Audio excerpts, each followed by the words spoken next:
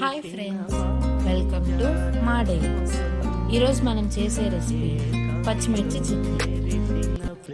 5 నుంచి 10 పచ్చిమిర్చి, 4 టమోటా, 1 ఉల్లిపాయ, 5 లేదా 6 వెల్లుల్లి రెబ్బలు, చిన్న నిమ్మకాయ సైజు అంటే చింతకాయ తొక్కు, చిటికెడు పసుపు, కొంచెం జీలకర్ర, తగినంత ఉప్పు.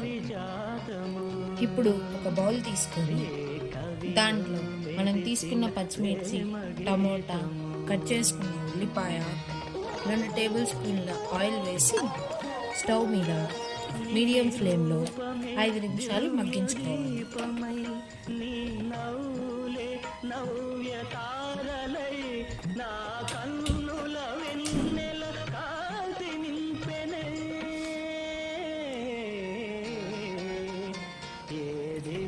మగ్గించుకున్న తర్వాత దాంట్లో కొంచెం జీలకర్ర, చిటికెడు పసుపు, రుచికి సరిపడా ఉప్పు మరియు వెల్లుల్లి రెబ్బలు వేసి మెత్తగా మగ్గించుకోవాలి.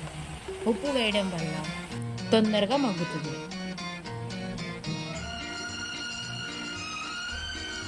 కొంచెం చల్లారనిచ్చి మగ్గించుకున్న దాన్ని మరియు చింతకాయ తొక్కు వేసి గ్రైండ్ చేసుకోవాలి.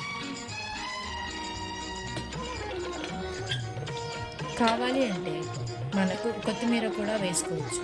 అంతే, సింపుల్ అండ్ ఈజీగా పచ్చిమిర్చి చట్నీ రెడీ. ఈ చట్నీ దోశ అండ్ ఉప్మాలోకి చాలా టేస్టీగా ఉంటుంది. Thank you for watching this video. మళ్ళీ ఇంకో వీడియోతో మేము ముందుకు వస్తా.